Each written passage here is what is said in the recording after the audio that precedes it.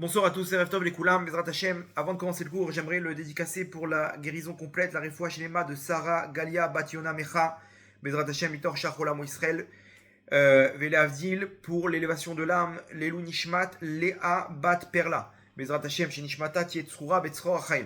Juste une petite annonce avant de commencer le cours. On reprendra les cours en présentiel pour ceux qui veulent venir sur Ashdod. On avait interrompu avec la guerre et tous les problèmes qu'il y avait de faire cours devant un public. Mais Hashem, on reprendra. Ce ne sera plus des cours en direct. Il y a trop de complications au niveau du son, au niveau des problèmes de réseau, de l'image, etc. Donc on fera ça sur place. Ne vous inquiétez pas, les cours ils seront postés. Et on reprendra les groupes WhatsApp avec les liens pour les annonces, les infos pour les cours, les audios sur le Shar Abitachon, sur le Tomer Déborah. Pour les femmes, des cours organisés par ma femme tous les dimanches soirs, ok, pour celles qui sont intéressées sur Ashdod. Et prochainement, on va organiser une formation une formation de Terat HaMishpacha sur les lois, les règles de pureté familiale pour celles qui n'ont pas eu l'opportunité de faire cette formation avant le mariage. C'est incroyable sur tous les domaines, c'est au niveau du couple, des halachot, etc. C'est ma femme qui enseigne toutes ces halachot, tous ces cours. Et donc ça sera organisé prochainement, celles qui sont intéressées, ou même pour compléter les infos que vous connaissez déjà. Et ce sera aussi sur Zoom pour celles qui sont à distance. Bezrat Hashem. Donc on vous informera très prochainement sur les groupes. En attendant, ceux ou celles qui sont intéressés, vous pouvez me contacter dès maintenant sur le mail tovhm26@gmail.com, tovhm26@gmail.com. Alors le cours de ce soir par rapport à l'actualité, une actualité brûlante par rapport à ce qui se passe, la paracha de la semaine, vous allez voir comment tout est imbriqué. Tout est imbriqué. On parlera ce soir de nos soldats courageux, nos héros qui sont sur le front et qui avancent pas à pas avec des miracles au sud Liban, vraiment eux-mêmes ils racontent comment les commandos du Hezbollah, la force Radouane, de plus de 30 000 commandos ultra équipés avec des missiles cornettes anti-tanks qui peuvent mettre KO chaque tank, des milliers de missiles, des milliers de RPG, de grenades, de mitraillettes, des positions dans des tunnels, etc. Les soldats fuient, les soldats du Hezbollah fuient les uns après les autres. On voit les têtes ennemies tomber les uns après les autres, des personnes qu'on n'a jamais réussi vraiment à atteindre, et ils tombent au fur et à mesure. De l'autre côté, Biden aussi qui tombe, avec la montée de Trump qui monte, et vous allez voir qu'il y a un rapport, ce qui s'est passé en Europe, en Hollande la semaine dernière, ok, le mini pogrom sur les Israéliens. Et bien entendu, malheureusement, le sujet, actuellement, qui crée une haine incroyable au sein du Ham Israël. On met sur le banc des accusés les orthodoxes qui ne s'enrôlent pas à l'armée. Ok, on va essayer de faire un petit peu dans ça. Vous allez voir comment tout est imbriqué, tout est en rapport avec l'actualité, la paracha de cette semaine, la guerre et Trump, ce qui s'est passé en Hollande. Vous allez voir un cours assez intéressant. Et j'espère que ça va vous faire un petit peu d'ordre, dans tout ce qui se passe. Vous allez voir la vraie définition du Ham Israël, de la Torah. De la Torah, sans se prendre la tête. Ok, aujourd'hui, malheureusement, ce sont les médias d'extrême gauche qui nous donnent la définition du Ham Israël. Ce sont des gens qui n'ont jamais ouvert le Tanakh, qui parlent des Neshamot du Ham Israël. Qui doit faire quoi, tout le monde doit faire comme ci, tout le monde doit faire comme ça. D'abord, on va donner une définition simple, claire, selon nos sages, selon la Kabbale, selon tout ça. Et vous allez comprendre pourquoi les forces du mal, ils insistent comme par hasard sur ce débat en ce moment même, au moment où le Ham Israël il est proche de la Géoula Berachamim. Vous allez voir que tout est lié. Donc c'est le cours de ce soir. Je vous demanderai juste d'accrocher vos ceintures. Je vous emmène ce soir pour un petit voyage. Vous allez voir, assez intéressant, assez profond. Accrochez-vous, et il y aura beaucoup j'espère, de Hidushim. Ok, pour commencer, une petite histoire, petite anecdote. On m'a raconté quelqu'un qui a pris en Trump, il a pris un soldat avec lui qui allait dans le nord, ok, vers sa base dans le nord d'Israël. Et il le prend avec lui dans sa voiture, il le fait monter avec lui. et il voit sur son uniforme, vous savez, les uniformes, ils ont sur le côté, ils ont un scratch. Les uniformes, ils ont un scratch. Donc généralement, ils mettent le drapeau d'Israël ou le symbole de l'unité dans laquelle ils sont en train de servir. Et là, il y avait un scratch où il y a écrit Mashiach. Mashiach. Un scratch où il y avait écrit Mashiach. Et il lui pose la question. Donc il me raconte, il me dit, je lui pose la question, je lui dis, c'est quoi ça, Mashiach? Il dit, bah, on est l'armée du Mashiach. Il lui dit, c'est-à-dire quoi? C'est Chabad? C'est par rapport à quel mouvement tu dis ça? Il dit, non. Aujourd'hui, à l'armée, tout le monde a ce scratch de Mashiach.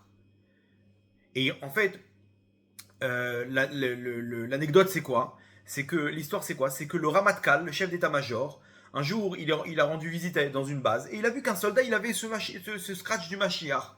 Il est venu et brutalement, il lui a enlevé le scratch et il lui a dit, ici, c'est pas l'armée du Mashiach. Comme ça, sévère, il a tranché, ici, c'est pas l'armée du Mashiach.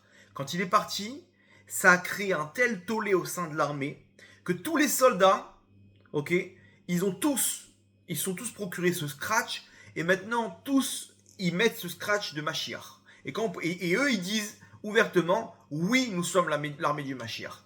Donc ça c'est quelque chose qu'aujourd'hui on peut voir. La plupart des soldats, alors vous allez dire c'est une mode ou quoi que ce soit, vous allez voir que c'est pas pour rien. Et il lui dit quoi, mais maintenant c'est quelqu'un que en apparence c'est pas quelqu'un qui a l'air vraiment d'être comment dire chômeur Torah Mitzvah. Il avait des tzitzit, il avait une kippa, mais sans plus quoi. On sent que et il lui dit, mais quoi? C'est-à-dire quoi, vous êtes l'armée du Mashiach? Il lui dit, aujourd'hui, on est l'armée du Mashiach. L'armée du Mashiach, comme ça, tel quel. Et il lui dit, tu crois quoi? Tu crois qu'on est l'armée de ces gauchos, là, qui servent?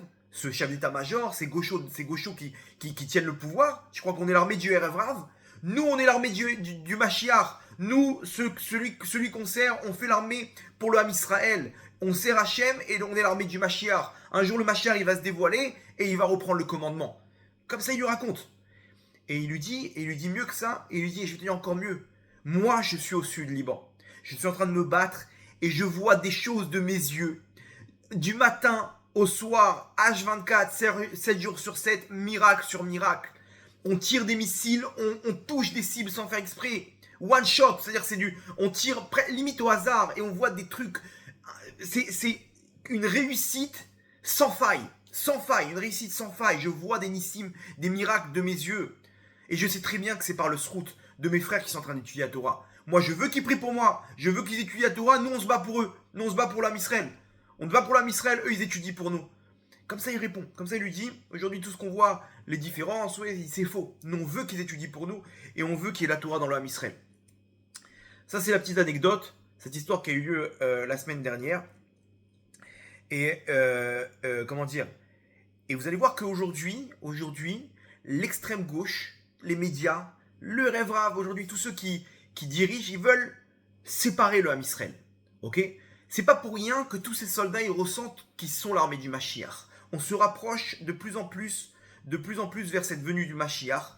Et dans l'air, cette venue du Mashiach, elle est palpable.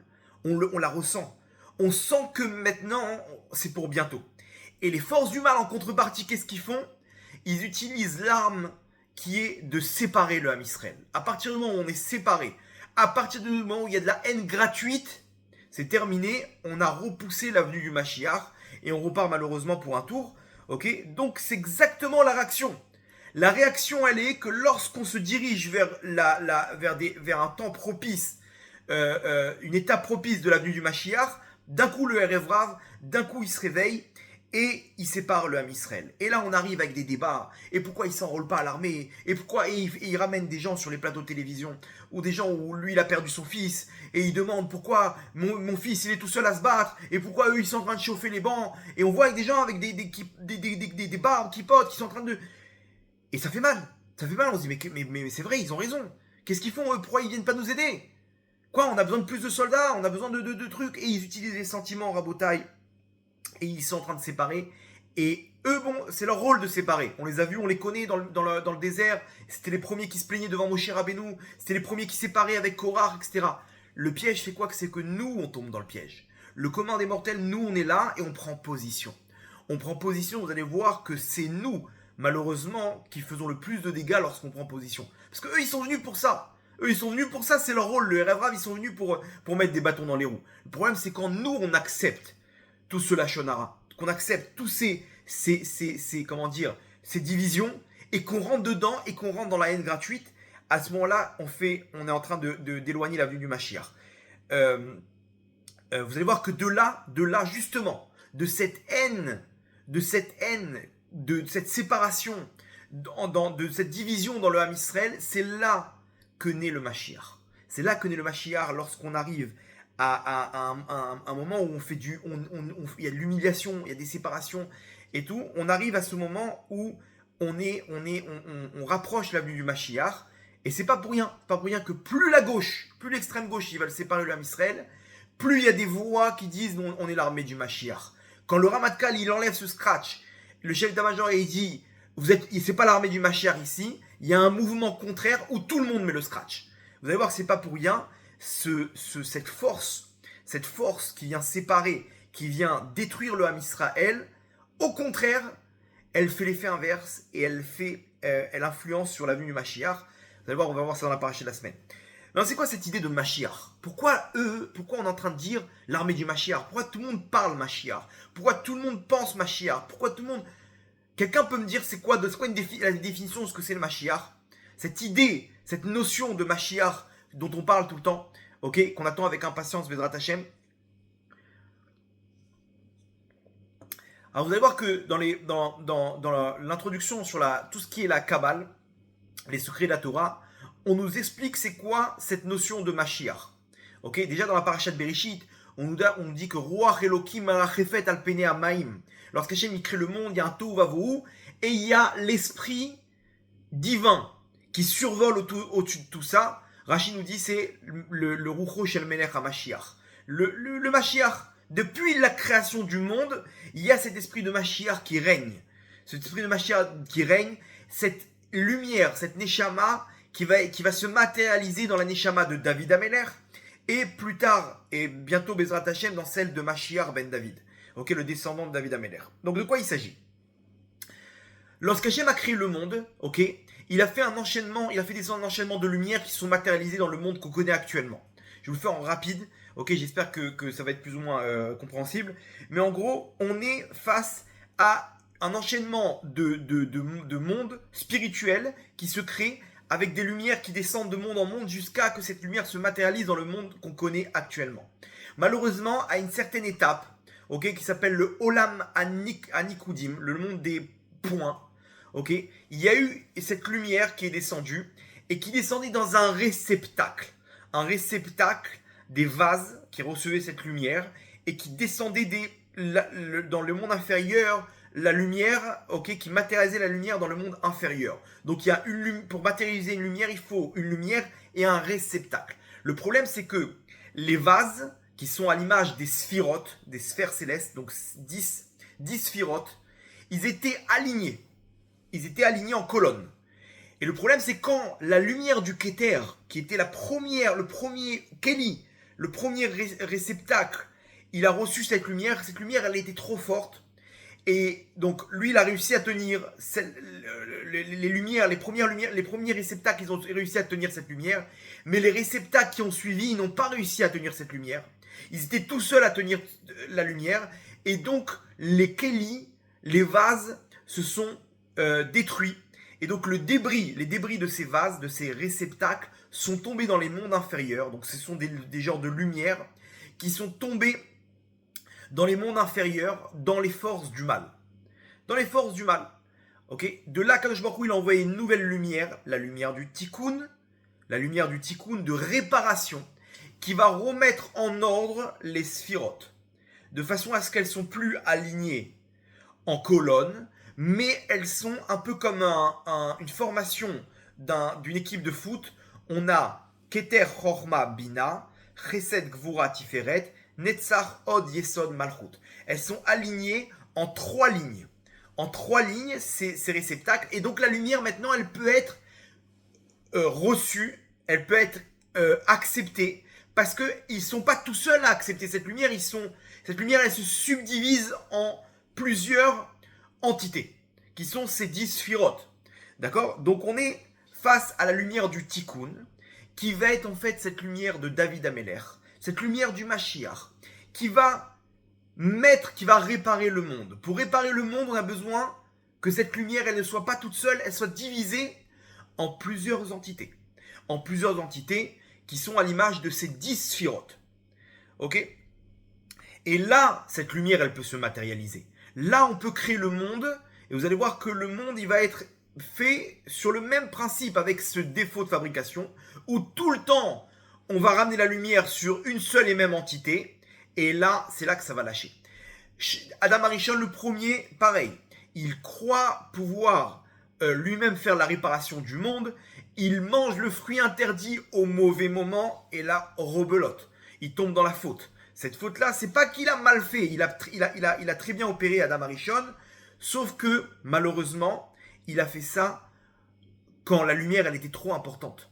S'il avait attendu un petit peu, à ce moment-là, il aurait pu contenir cette lumière. On est tout le temps face à un déséquilibre entre la lumière et le réceptacle, ce qui fait que le réceptacle, le Kéli, les débris du Kéli, ils tombent dans les forces du mal, et le rôle du Ham Israël, le rôle d'un homme sur terre, est de venir dans ce monde-là, et d'aller chercher les débris de ces étincelles de lumière qui sont tombées dans les forces du mal. Okay ? Et donc on arrive à chaque génération, ces étincelles sont remises en jeu dans les générations qui vont suivre celles d'Adam Arishon. Okay ? Et on va devoir, donc ces étincelles-là, elles sont emprises de mal. Et donc on est face à des générations qui sont pleines de mal et qui tombent au fur et à mesure dans le mal, dans la faute. On tombe dans la faute et on voit la génération du Maboul, ou une génération entière qui tombe dans le mal. Et après la génération de Dorapalaga, la tour de Babel, pareil, les divisions. La génération de Sodome, qu'on voit dans la paracha de cette semaine, Sodome et Gomorrhe, qu'on traduit en français, Sodome et Amora, pareil, des gens, mais d'une méchanceté terrible.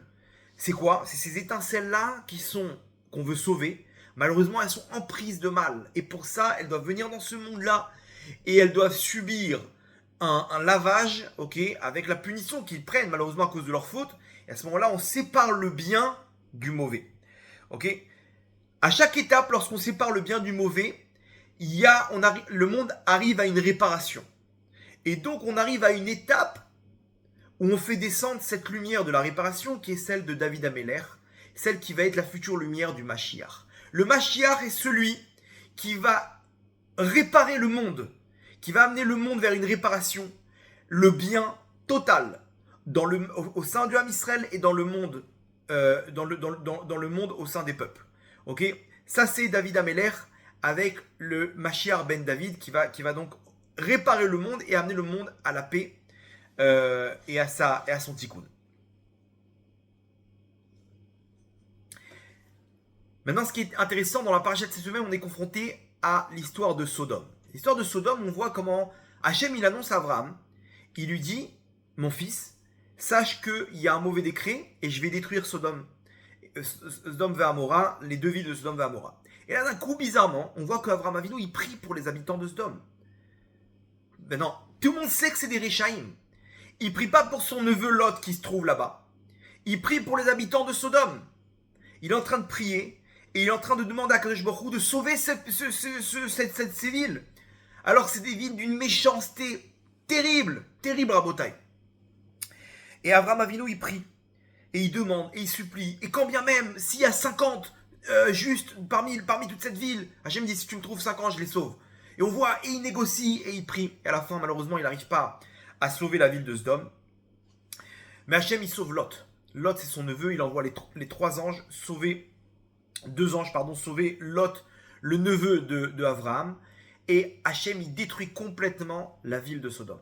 Maintenant, c'était des Réchaïm. C'était des mécréants. Qu'est-ce qu'Abraham, il a besoin de prier pour eux? Akadosh Baruch Hu lui-même, il annonce à Abraham, tes enfants, ils seront esclaves en Égypte, dans un pays qui ne sera pas étranger, dans un pays étranger. Et là, Abraham Avinu, il dit rien, il accepte.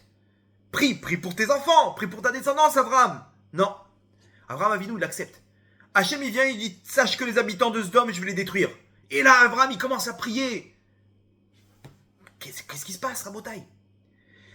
Et en fait, la réponse, elle est simple. c'est qu'Avraham Avinu, avec son roi Kodesh, il sait très bien que dans ces habitants de Sodome se trouvent les étincelles du Mashiach, se trouvent les étincelles de la réparation du monde. Les étincelles de la réparation du monde, rappelez-vous, elles sont tombées. Malheureusement, elles n'ont pas pu contenir cette grande lumière et les débris. Donc les étincelles, ils sont tombés dans les forces du mal. Les forces du mal, ils remettent ça en jeu. Donc forcément, dans une génération, dans des gens qui sont remplis de mal, mais à l'intérieur, il y a les étincelles du Tikkun Haolam. Quand Avraham Avinu, il prie pour les habitants de Sodome, il prie pas pour le mal qui est en eux. Il demande à Kadosh Baruch Hu de sauver les étincelles qui y a à l'intérieur d'eux, qui sont les étincelles de la réparation du monde, les étincelles du Mashiach. Kadosh Baruch Hu, indirectement, Kadosh Baruch Hu, il détruit le mal qui est à Sodome, mais il sauve ces étincelles qui se trouvent dans Lot. Lot, il va être sauvé, et de lui va descendre deux peuples, Ammon, Moab. De Moab va descendre Ruth à Moavia. Ruth à Moavia, c'est l'arrière-grand-mère de David Amelech. C'est elle qui, parmi les peuples du monde, va amener la descendance du Mashiach. Du peuple de Moab, de Ammon, va descendre Naama. Naama, ce sera la future femme de Shlomo Amelech qui va se convertir et qui va amener aussi la descendance jusqu'à la suite de David Amelech jusqu'au Mashiach ben David. De Lot, ces étincelles se matérialisent en deux peuples. Deux peuples qui vont faire du mal au cours de l'histoire au roi Israël. Mais de là va descendre ces deux étincelles vont se matérialiser dans deux femmes, Ruth et Naama, qui vont matérialiser ces étincelles par David Amelech et Shlomo et la descendance de Shlomo Amelech. Donc, Avraham Avinu, lorsqu'il prie, il dit Hachem, je t'en supplie, il y a des étincelles, ces étincelles qui sont tombées depuis la création du monde, ces étincelles de la réparation du monde, elles sont tombées là-bas à Botaï, et c'est dans Sodome que naît le Mashiach. C'est dans le mal que naît le Mashiach. Maintenant, là-bas, à Sodome, il faut comprendre une chose. Il faisait tout sauf du chesed.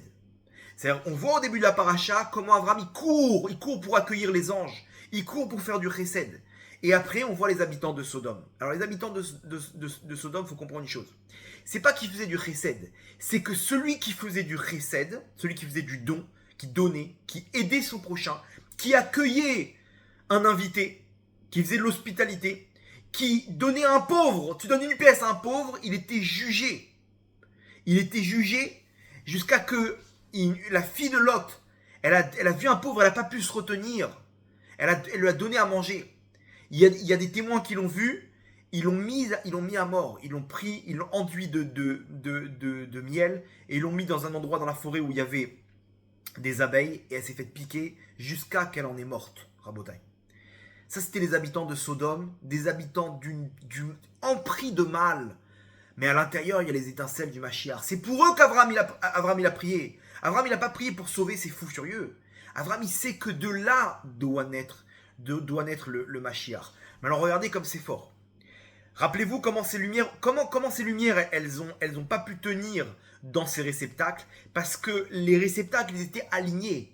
Ils étaient en colonne. Ils n'étaient pas en formation pour pouvoir se partager cette lumière. Donc la lumière était trop importante et donc les réceptacles ont explosé. Techniquement, matériellement, le mal, si vous voulez voir une des connotations du mal, vous devriez voir toujours cette notion de prendre la lumière que pour eux-mêmes, toujours dans leur intérêt, et de diviser. Il n'y a pas d'union. Il n'y a pas d'union. Je m'unis avec toi que si tu viens, tu nourris mes intérêts. Que si tu nourris mes intérêts. Quand tu nourris pas mes intérêts, j'ai plus rien à faire avec toi. Il n'y a pas d'union dans le mal. Au contraire, Sodome, c'est si tu fais du bien à ton prochain, t'es mis à mort. C'est interdit de faire ça. Mais pire que ça, Rabotai, c'est que le mal, il l'autorise comme une loi. C'est pas qu'ils sont méchants, ils savent que c'est pas bien. Pour eux, ils sont sûrs que ce qu'ils font, c'est de sauver le monde. Ça, Rabotai, ça c'est Sodome. Le tikkun, la lumière du tikkun, c'est celle d'Avraham Avinu. Avraham Avinu, c'est quoi? C'est l'hospitalité, c'est la charité, c'est le chesed, c'est le fait de donner, c'est l'union. Il n'y a pas de différence. Les trois anges, il les voit comme des arabes, il les accueille. Il les voit comme des idolâtres. Il les accueille, Avraham Avinu. Il n'a pas peur. Avraham Avinu, il sait très bien, lui, il est là pour son prochain. Rabotai, la lumière du Tikkun, la lumière de Mashiach, elle peut se dévoiler que lorsqu'on est unis. Que lorsqu'on est unis. Donc techniquement, si on veut faire, et c'est pour ça toutes les drachotes qu'on dit sur le Beth Amikdash, il a été détruit à cause de la haine gratuite, et que l'amour gratuit, c'est ça qui rapproche la vie du Mashiach. Vous comprenez maintenant pourquoi? Parce que spirituellement, dans les mondes d'en haut, c'est quand on est unis, quand on représente tous cette entité qui est le Ham Israël, chacun à sa place, qu'on peut recevoir cette lumière. Quand on est divisé, cette lumière, on ne peut pas la recevoir. Et heureusement qu'on ne la reçoit pas. Pourquoi? Parce que sinon, il y aurait un déséquilibre entre la lumière et le réceptacle. Et elle serait néfaste pour nous. Donc les forces du mal, quand ils voient que le Mashiach il se rapproche, ils font une chose. Ils séparent. Une chose, ils séparent. Et ils le font avec autorisation, avec des lois. Avec des lois. Mais attendez, mais pourquoi? Et c'est injuste, et je comprends pas. Tout le monde doit s'enrôler à l'armée. Pourquoi eux, ils s'enrôlent pas? Pourquoi? Et nous, on plonge dedans à Rabotai et on éloigne l'avenue du Mashiach. On éloigne l'avenue du Mashiach Rabotai. Ça, c'est les habitants, ça, c'est la paracha de cette semaine. Aujourd'hui, c'est exactement ce qui se passe. On est là en train de se séparer. En train de séparer que le Ham Israël, c'est une entité. Chacun, il est venu pour une mission spéciale. Eux, ils sont en train de dire quoi? Non, non, non, non, on doit tous faire le même rôle. On doit tous être là-bas. Ça n'existe pas que lui va se battre et lui va étudier la Torah. Ça n'existe pas. Maintenant, c'est comme ça que l'homme Israël a été créé. Lui, il doit être infirmier, lui, il doit être médecin, lui, il doit être dans les renseignements, lui, il doit être pilote d'avion de chasse, et eux, ils doivent étudier la Torah. Ça, c'est comme ça que l'homme Israël a été créé. Il y en a qui sont dans la Gvura, c'est ceux qui se battent. Il y en a qui sont dans le Chesed, c'est ceux qui donnent, ceux qui font du don, qui viennent, les organismes, etc. Il y en a qui sont dans la Torah, c'est Tiferet. Ça, c'est le corps de Ham Israël, Rabotai, la Torah. Et tout ça, ça va vers quoi? Vers la Malchut. Mais si chacun il tire la lumière vers lui, c'est qu'il coule. Ça, c'est la galoute, Rabotai. Ça, c'est ce que les Anches d'hommes du Erev Rav d'aujourd'hui, Rabotai, de l'extrême gauche, c'est exactement ce qu'ils sont en train de faire et nous, on tombe dedans. Maintenant, c'est pas pour rien qu'au même moment, monte au pouvoir un homme qu'on connaît, qui s'appelle Donald Trump, que lui se bat contre ce mouvement des progressistes, des gens, je sais plus quel nom ils ont, etc., qui sont là pour autoriser le mal. Et de dire que un homme est un homme, c'est non seulement c'est permis, mais en plus, on va arriver à un moment où on va se retrouver à ce qu'un homme et une femme, c'est honteux qu'ils soient ensemble. C'est-à-dire on va arriver à une situation où quoi, t'es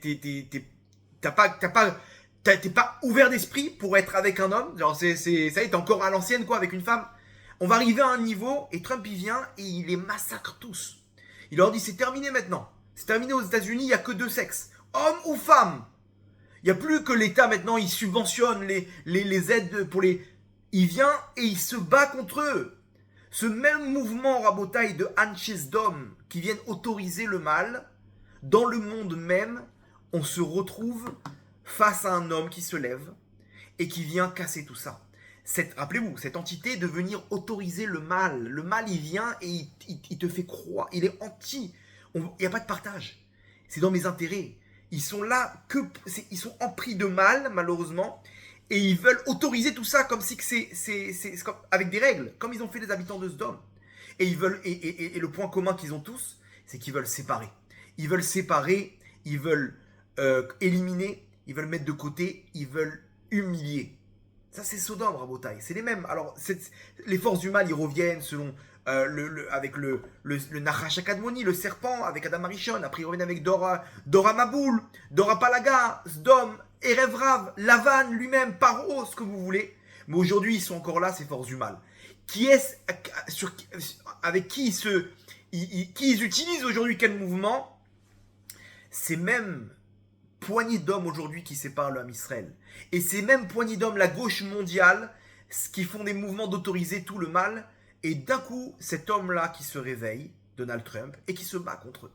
C'est pas pour rien, parce que Akadosh Baruch Hu, il nous montre que c'est un mouvement mondial, que maintenant, il y a cette même comment dire, contre-force qui se réveille aussi chez les peuples du monde, avec Donald Trump. Maintenant, c'est intéressant, parce que Donald Trump, c'est la même valeur numérique que Mashiach ben David. C'est pas pour rien. Pourquoi? Parce que lui fait le même travail que le Mashiach ben David, dans les peuples du monde. Et il prépare le terrain au Mashiach ben David. nous on attend celui qui va faire le tikkun, qui va être le Mashiach, que lui, il va prendre le mal et il va le neutraliser. Et pour ça, il va venir avec une force, cette lumière de ce qu'on appelle le tikkun. Tikkun, c'est qu'il va réparer le monde avec la paix, qui va mettre chacun à sa place. Donc Rabotai, le Ham Israël, c'est que tout le monde revient à sa place. Tout le monde revient, tout le monde s'associe à la lumière il tire sa source à laquelle il tire sa source dans les mondes d'en haut. Et on doit se battre contre ceux qui viennent et qui viennent généraliser le Ham Israël en disant que ça soit même chez les orthodoxes, c'est-à-dire que tout le monde doit étudier, que tout le monde doit rentrer à l'armée, tout le monde doit être Rabad, tout le monde doit être Breslev. Ça, c'est Rabotaï, c'est tellement loin de la Géoula. C'est loin du Ham Israël, c'est pas ça le Ham Israël. Si vous avez bien compris comment ça marche, ça c'est la notion de Mashiach. Le Mashiach, c'est celui qui va nous remettre exactement chaque Neshama à sa place. Alors tout le monde comprend qu'on est différent. Lui, il aime la musique, lui, il aime le foot, lui, il aime le basket, lui, il est blond, lui, il est brun, lui, il est grand, lui, il est petit, lui, il est riche, lui, il est pauvre. Tout le monde comprend que chacun est différent. Il faut savoir une chose, que dans les Neshamot, c'est exactement pareil. Il y a des Neshamot qui sont venus pour étudier la Torah, et des Neshamot qui sont venus pour se fighter. Le Rabbi Yehuda Aptaya, à la Vachalom, c'est l'élève du Ben Ishraï, c'est un grand Mekoubal. Lui-même, il raconte dans son livre Milchat Yehuda, il dit moi-même, j'étais le Gilgoul de Rabbi Yecheskel Lando. Rabbi Yecheskel Lando, c'était un des Gdolé Israël, un des grands d'Israël, Ashkenaz en Europe, qui était contre la Kabbale. Il était contre les secrets de la Torah, il dit contre le Zohar, il disait non, c'est pas pour nous et tout, il faut pas rentrer ça fait plus de dommages que de bienfaits. Il est revenu, et il dit Rabbi Yehuda Aptaya, il dit je suis revenu aujourd'hui pour réparer cette facette de la Torah qui me manque, d'étudier les secrets de la Torah. Et Rabbi Yehuda Aptaya, il a fait à l'âge de 20 ans, il a écrit un commentaire sur le Etz Chaim du Harizal. Laisse tomber, c'est quelque chose d'immensément grand. Sa Neshama, elle a été faite pour les secrets de la Torah. Il s'occupait de Dibukim, il s'occupait de Kabbalah Maasit. Et qu'est-ce qu'il n'a pas fait, qu'est-ce qu'il n'a pas écrit, etc. Sur tous les domaines de la Kabbale. Okay. Rabbi Chaim Vital lui-même, il dit que son maître, le Harizal, lui a dit qu'il était le Gilgoul du Rav Magid, qui était un des commentateurs du Rambam, qui aussi était contre la Kabbale. Il est revenu que pour les secrets de la Torah, Rabbi Chaim Vital. C'est-à-dire que notre Neshama, elle vient pour une facette de la Torah. Notre Neshama, elle vient pour défendre le Ham Israël. Notre Neshama, elle vient pour aider le Ham Israël, que ce soit avec de l'argent, avec des œuvres, avec des actions. Chacun selon son tikkun sur terre. Rabbi Yehuda Aptaya, tu peux monter et descendre. S'il avait été là aujourd'hui, on n'aurait pas pu l'enrôler à l'armée. Pourquoi? Parce que ta Neshama, elle est venue pour étudier la Torah. Et ça, c'est le cas d'une partie du Ham Israël aujourd'hui qu'on appelle les étudiants en Torah, qui sont venus pour étudier la Torah. Vous pouvez monter et descendre, ok? Akadosh Baruch Hu, il a mis en place dans les sphirotes une entité qui s'appelle Tiferet, qui sont ces Neshamot qui doivent venir et étudier la Torah, qui doivent faire descendre cette lumière de la Torah, vous allez voir à quoi elle sert, qui est essentielle pour faire avancer le Ham Israël vers la Géoula. C'est ce qu'on appelle Tiferet. Tiferet, c'est le corps. Gvura, Tiferet, c'est les mains. Gvura, Chesed, c'est les mains. Ok, c'est elles qui font office de force, d'action. Mais le Tiferet, le corps, sans quoi, si t'as pas de main, tu peux avancer. Si t'as pas de corps, c'est terminé. Sans quoi, rien ne peut avancer. Sans Torah, le monde retourne au néant. Le monde retourne au néant, Rabotai. Donc, Ham Israël, c'est, si on veut comprendre comment il est fait, il est fait par plusieurs entités. Le problème, c'est qu'on veut mettre tout le monde dans la même entité. Ça, Rabotai, c'est la galoute. C'est Ora qu'il coule, c'est le qu'il coule qui fait qu'il y a eu ce qu'on appelle la Jvirat comment dire, Jvirat Kelim. C'est ça le problème qu'il y a eu et qu'on retombe tout le temps, Rabotai. Cette haine gratuite qu'on veut on veut que tout le monde soit comme moi. C'est faux, Rabotai. Il faut apprendre que ce qui va faire le Mashiach, que chacun il a sa place. Chacun il a sa place.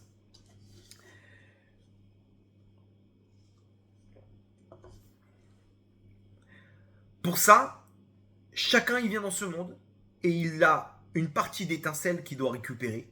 Et c'est sur ces étincelles-là qu'il amène la lumière du Mashiach. Lui, à son niveau, là où il est, comment il respecte la Torah, dans le lieu géographique où il se trouve, par rapport à la famille où il se trouve, s'il est Ashkenaz, s'il est Sfarad, pourquoi il rencontre telle et telle personne, pourquoi il est attiré par telle et telle étude de Torah, par telle et telle mitzvot. Il y en a qui sont faits pour se battre, il y en a qui ne sont pas faits pour se battre. Pourquoi lui, il a été fait ou c'est quelqu'un de courageux? C'est quelqu'un de fort. Parce que même dans ceux qui étudient pas la Torah, il y en a qui sont pas courageux, ils sont dans les renseignements. Il y en a qui sont faits, il y en a qui font même pas l'armée, ils ont même pas envie. Vous savez que tous ceux-là de extrême gauche qui font le désordre aujourd'hui, les divisions dans l'armée Israël, eux-mêmes ils ont pas fait l'armée. Lapid il a pas fait l'armée, Lieberman il a pas fait l'armée. Eux-mêmes ils ont pas fait l'armée, eux-mêmes ils encourageaient les soldats à déserter au moment de la réforme judiciaire. Eux-mêmes ils mettent des bâtons dans les roues à tous les soldats religieux, de sionistes religieux qui rentrent à l'armée et qui les traitent de méchéristes. Qui les mettent de côté, qui les empêchent d'avancer dans les grades. Vous comprenez? Et maintenant, d'un coup, ils viennent et ils sont avec eux. Non, il faut faire l'armée. Mais 2 secondes, ton fils, il est où? Ton fils, il est où? Tu l'as exempté d'armée. Il est dans des bureaux là-bas, rien faire. Un jour, moi, avant d'entrer à l'armée, j'ai rencontré des gens. Et ils m'ont dit, qu'est-ce que tu vas faire et tout. Et je leur ai dit, je vais rentrer à l'armée. Et moi, j'étais combattant à l'armée. Ils m'ont dit, qu'est-ce que tu vas faire à l'armée? Je leur ai dit, je vais faire combattant. Ils m'ont dit, mais t'es malade. Mais t'es fou, mais qu'est-ce que tu perds ton temps? Qu'est-ce que tu gagnes à faire combattant? Mais va faire tes études. Après, tu vas exercer à l'armée. Et tu vas, après tu finis l'armée, tu vas avoir une expérience. Tu peux rentrer dans n'importe quelle banque, n'importe quelle start-up. Perds pas ton temps avec l'armée. Rabotaille, aujourd'hui, il faut comprendre une chose. Les déserteurs, ils sont un grand pourcentage, pas chez chez les orthodoxes. Aujourd'hui, c'est quelque chose de connu. Moi j'ai dit mais non, moi je suis sioniste, moi je vais faire l'armée, je vais être combattant, je vais défendre mon pays. Et j'ai fait combattant. Mais quand je disais ça aux gens, j'étais choqué de voir, mais pourquoi vous faites pas combattant? Moi j'étais sûr que il y en a très peu, Rabotaille, très peu. Ils quittent tous Israël après, ils vont dans des pays aux États-Unis, ils font le tour du monde. C'est terminé, Rabotaille, les sionistes qu'on a connus à la guerre de Kippour, à la guerre des 6 jours. Bah au Hachem, il y en a encore plein. Ça c'est le Ham Israël. Mais pourquoi? Parce que lui il est fait pour être combattant, lui il est fait pour étudier la Torah, lui il est fait pour pas être à l'armée. Lui, il est fait pour être dans les médias, lui, il est fait pour être dans tel ou tel organisme. Celui qui ne croit pas en ça, Rabotaille, il n'a rien compris au Neshamot d'Israël. Et donc aujourd'hui, on reçoit la définition de ce que c'est le Ham Israël par des médias d'extrême gauche qui nous disent oui, tout le monde doit faire ça. Mais qui vous êtes pour définir le Ham Israël, Rabotaille? Qui vous êtes pour définir le Ham Israël?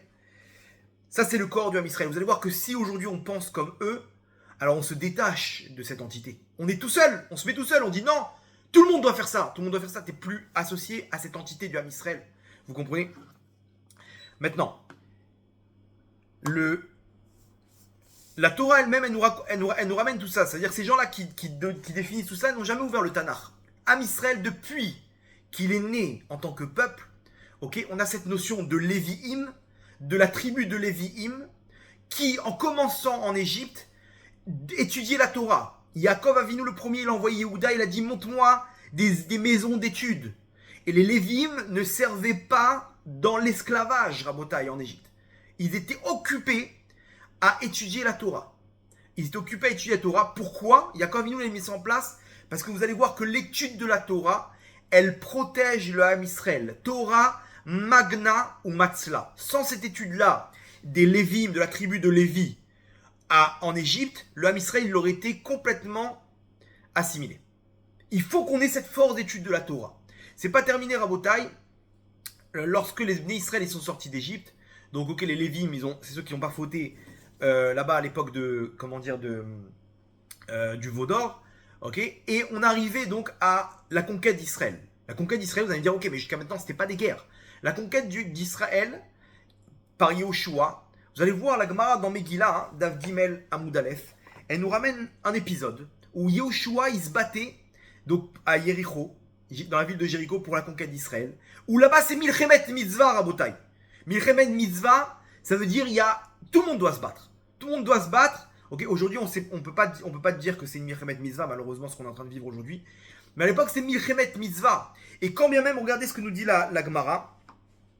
On nous dit comme ça, Ketiv, il est écrit Vaï biot Yoshua bericho, Vaïsa enav, Vayar, Veine ish omen lenegdo. Lorsque Yoshua, il était à Jéricho, donc là-bas en pleine guerre, donc pendant la nuit, Yoshua il rentre du champ de bataille, il rentre dans sa tente, Vaïsa enav, il lève ses yeux, Vayar, Veine ish omen lenegdo, et il voit un homme qui se tient devant lui, Vecharbo shlufa beyado, et avec une épée tirée de son étui devant lui. Et là-bas, il lui pose la question.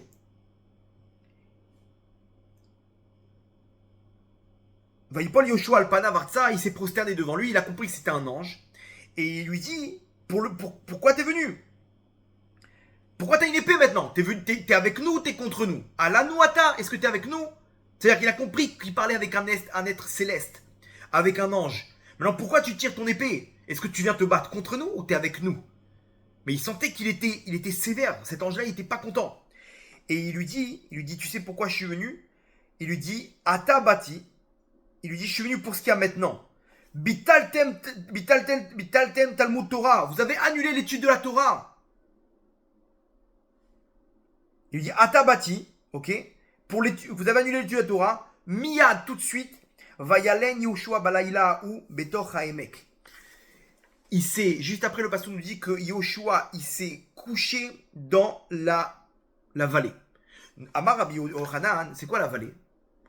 Pourquoi la Torah a besoin de nous dire ça, qu'il est parti dormir là-bas dans la vallée? Amar Rabbi Yochanan, Melamed Shelan Beomka Shel Halacha, qu'en fait toute la nuit il s'est plongé, pas dans la vallée, dans les Omke Halacha, dans les profondeurs de l'étude de la Torah, de la Halacha.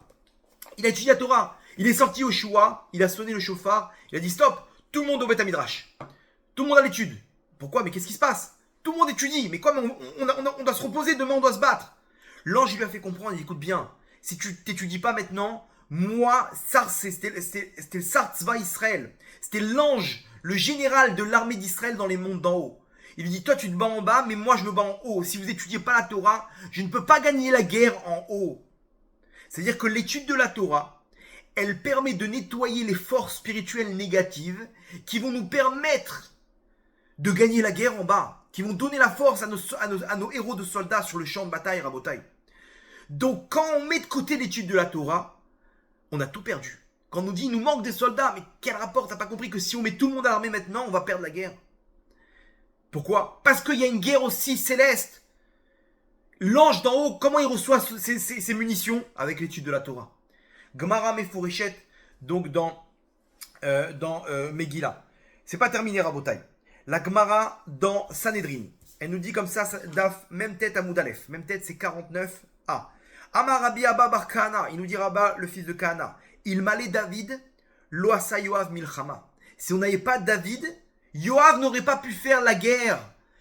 Veil m'allait Yoav, Loasak David Batora. Et si on n'avait pas Yoav à la guerre, David n'aurait pas pu étudier la Torah. La Gemara nous donne une solution très claire. Am Israël depuis la nuit des temps. Ok, on a tout le temps cette notion entre l'étude de la Torah et les combattants. L'étude de la Torah et les combattants. Ce même soldat là qui a mis le scratch du Mashiach, lui-même il ressent ça. Il dit continue à étudier la Torah, nous on se bat sur le terrain. Vous savez pas les miracles qu'on a. On a des miracles incroyables sur le champ de bataille. Continue à étudier la Torah, ils ressentent qu'il y a cette union, cet équilibre parfait entre toutes les forces du Ham Israël. La tzedaka, les prières, l'étude de la Torah et les combattants d'Israël. Maintenant, nous dit la Gemara, s'il n'y avait pas David qui étudiait la Torah, son général Yoav n'aurait pas pu gagner la guerre. Maintenant, inverse, si on n'avait pas les soldats, on n'aurait pas pu étudier la Torah ici. Si Yoav, il n'était pas là pour se combattre, David Améler n'aurait jamais pu étudier la Torah. Ça veut dire quoi? Ça veut dire que qui est gagnant de tout ça? Tout le monde. Vous croyez quoi, ce soldat qui est en train de se battre sur le front? Grâce à lui, on peut diffuser ce cours aujourd'hui. Grâce à lui, d'autres peuvent étudier encore la Torah en Israël. Donc, qui reçoit la lumière de cette Torah? Lui-même. Tous ces soldats qui sont en train de se battre, après 120 ans, ils auront, écoutez bien, ils auront le même salaire comme si qu'ils se sont assis et qu'ils ont étudié la Torah du matin au soir. Parce que sans eux, il n'y aurait pas eu d'yeshivot. Maintenant, inversement, tous ces combattants ne peuvent réussir leur guerre que s'il y a David Améler qui étudie, que s'il y a l'étude de la Torah dans les Bate Midrashot, dans les maisons d'études. Quand moi je dis, pourquoi eux, ils rentrent pas à l'armée, je me détache de leur Limouda Torah, c'est pas dommage, Rabotai. Je me détache de cette grande lumière du Ham Israël, moi je prends la lumière pour moi tout seul. T'as pas compris, cette lumière, elle doit être divisée. Une qui passe par les étudiants de Torah, une qui passe par les combattants. tous les deux, on partage la même lumière. Mais moi, qu'est-ce que je veux quand je dis du mal des étudiants en Torah, je suis en train de me détacher de leur étude de Torah. Pourquoi? À quoi ça sert? Regarde la Gemara. Mieux que ça, une Gemara qui dit que sans David Améler, Yoav n'aurait pas pu gagner la guerre. Mais attention, sans Yoav, David Améler n'aurait pas pu étudier. C'est pas terminé, la Gemara dans Makot. La Gemara dans Makot, Yud Aleph Amoud Aleph, 11a. Amar Rabbi Yoshua ben Levi, Maïdirtiv. Ça veut dire quoi ce passouk de Teilim quand on dit Omdot Ayu Raglenu Besharich Yerushalayim?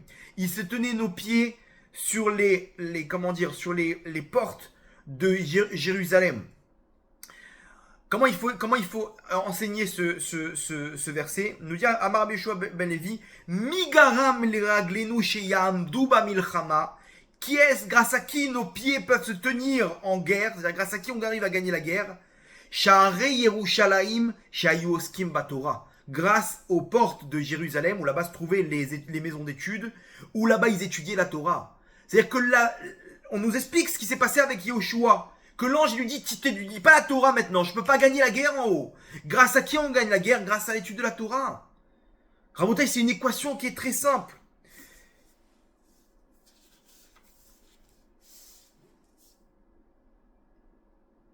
C'est pas terminé. Baba Batra Zain Amoud Bet. La Gemara dans Baba Batra 7b. Elle nous dit Amar Rabbi Yochanan. Ani Choma Veshadai Kamigdalot. Dans Shir HaShirim, on dit comme ça Ani Choma, je suis une muraille. Veshadai et mon sein comme une tour. Ani Choma Zotora. Cette muraille qui protège le Ham Israël, c'est la Torah. Veshadai Kamigdalot. Et mon sein comme une tour, et les Talmidei Chachamim, ce sont les Talmidei Chachamim qui vont qui vont diffuser la Torah. Pourquoi mon sein, c'est-à-dire Shaddai, c'est le sein, c'est de la manière que le sein, il donne du lait aux enfants. Pareil, les Talmidei Chachamim, ils diffusent la Torah au Ham Israël, avec leurs livres, avec leurs cours de Torah. Eux, c'est pas qu'ils sont comme une choma contre les forces du mal, contre les forces dans les mondes d'en haut, on parle. Comme une muraille, mais eux ils sont comme une tour. Une tour, elle vient devancer. La tour, c'est quoi? Ils sont avec des archers. Et s'il y a un ennemi qui se rapproche, avant qu'il atteigne la muraille qui va le bloquer, déjà on peut l'abattre à distance. C'est-à-dire que le but de la migdale de la tour, elle vient devancer les mauvais décrets. Elle vient devancer. Donc ça veut dire quoi? Ça veut dire que grâce à qui nos soldats ils arrivent à toute la réussite qu'on a? Grâce à qui Nasrallah il tombe? Grâce à la Torah, Rabotai. Grâce à la Torah. Mais attention, si on n'a pas des pilotes d'avions de chasse qui vont bombarder, tu peux étudier jusqu'à demain, ça sert à rien. Si on n'a pas un Yoav qui est sur le combat dans le sud Liban, à Gaza, cette Torah ne sert à rien. Ça, Rabotai, Gemara, à travers le Tanakh, on a tous ces enseignements, ok, sur le Ham Israël. Comme ça, le Ham Israël a été créé, Rabotai. Alors vous allez me dire 2 secondes, mon sadique. 2 secondes. Là, tout ce que tu m'as dit, c'est sur la tribu de Lévi. Shevet Lévi, c'est eux qui n'étaient pas servis en Égypte. D'accord? C'est eux qui ne servaient pas en Égypte. Mais qui te dit que les étudiants en Torah, c'est la tribu de Lévi? Tu m'as fait un amalgame là. Tu m'as dit, attends, les tribus de Lévi. D'accord, tu me mets les Lévim. Ok, il y a une tribu spéciale qui peut, qui peut étudier la Torah. Et nous, pendant que nous, on va se battre. Alors, Rabotai, c'est une règle du Rambam. Le Rambam, il a tranché. Donc, dans Zraïm. Ilchot Shmita Veyovel Perek Yud Gimel, donc chapitre 13, dernière halakha, la 13e halakha. Donc là-bas, il nous ramène toutes les halakhot sur la tribu de Lévi, que eux, ils vont pas en guerre, que eux, ils étudient la Torah, que eux, ils sont là pour s'occuper de tout ce qui est spirituel dans le Ham Israël, etc. Donc il y a plein de règles. Ils n'ont pas d'héritage sur la terre, parce qu'ils doivent être divisés dans chacune des tribus du Ham Israël. Donc ils peuvent pas être réunis dans un seul endroit géographique. Donc ils n'ont pas de terre d'Israël, etc. Et là, termine le Rambam, regardez, Velo Shevet Lévi Bilvad, pas seulement la tribu de Lévi, et la Kol Ish Veish Mikol Baya Olam Asher Nadavo Rucho, chaque homme que son cœur l'a porté vers la spiritualité, que lui il veut se consacrer à la spiritualité du matin au soir, à étudier la Torah.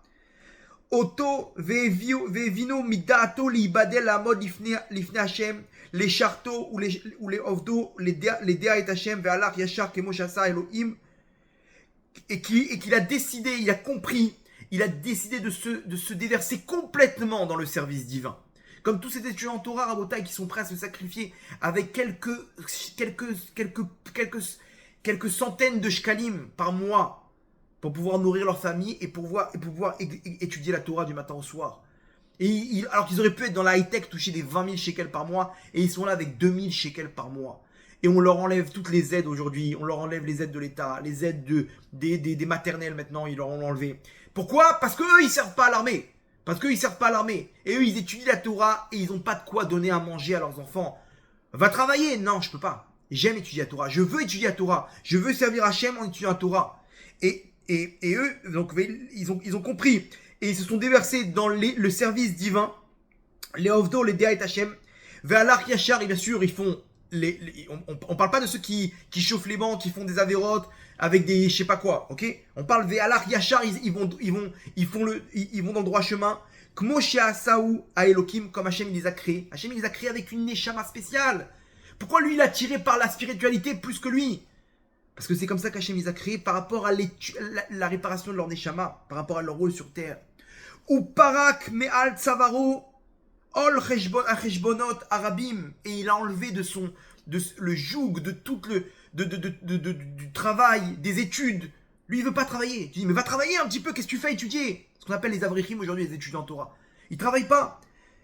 Et ben non, mais profite de ce monde-là, va travailler, fais des études. Non, il y a un groupe de gens, Rabotai, ils veulent pas, ils veulent étudier la Torah. Asher Bikshu Ben Adam, ce que les gens ils ont demandé, les gens, ils demandent, maintenant donne-moi du travail, donne-moi des jobs encore, moi je vais pas étudier la Torah. Eux, ils veulent que se considérer, que se consacrer à Hachem. Cet homme-là, Arezenit Kadesh Kodesh Kodashim, il a l'image du Saint des Saints. Il a une kedusha énorme. Veyi Hachem Chelko, et Hachem sera sa part, Venachalato et son héritage. Leolam ou l'olmeolamim, à l'éternité. Veiskelo baolam azeh, davar amaspiklo, kmo shezacha, la kohanim la levim. Et ils vont recevoir dans ce monde-là tout ce qu'ils ont besoin, comme Hachem il a donné aux Lévim et aux Kohanim à l'époque donc du Ham Israël. C'est-à-dire quoi? Le Rambam il tranche. Il disait, sachez qu'aujourd'hui il y a une tribu de Lévi des temps modernes. C'est ces gens-là qui ressentent le besoin d'étudier la Torah. Donc bien sûr ça met de côté tous ceux qui chauffent les bancs. Ok? Mais on n'est pas là non pour dire quoi, lui chauffe les bancs, il a l'armée. Qui te dit que là il est pas attaqué par son Yitzhara et que demain il va se lancer comme le Rambam lui-même qui au début il chauffait les bancs. Donc nous on est là en train de parler et on se rend pas compte à Botaï que Akadosh Baruch Hu, il a créé le Ham Israël comme ça. Ça c'est la définition du Ham Israël. Et pourquoi? Parce que chaque Neshama a un rôle sur terre. Un, il est venu pour le côté matériel du Ham Israël, le combat, les kélim du Ham Israël, et un, il est venu pour la lumière du Ham Israël. Les orthodoxes, ils sont venus pour étudier la Torah. Ils sont venus pour se consacrer entièrement du matin au soir à servir Hachem.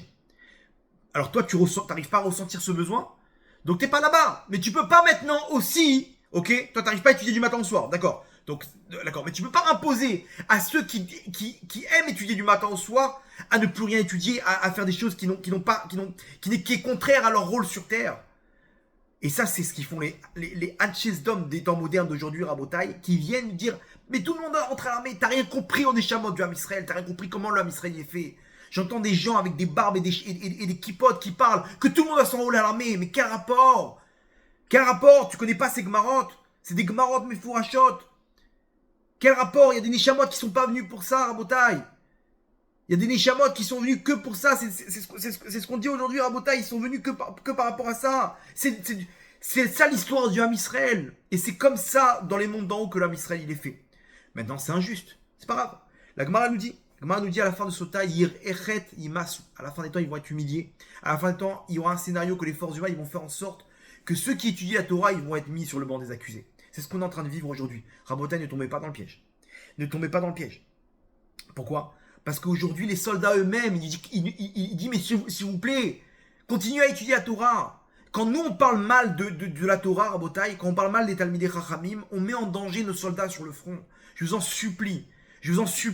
Ne parlez pas mal, ne vous séparez pas de l'étude de la Torah. Celui qui dit que les orthodoxes, ils servent à rien, la Gemara dans Sanhedrin, Dav Tzadik Aleph, Amoud Aleph, Rabotai, je préfère même pas vous dire ce qu'elle dit.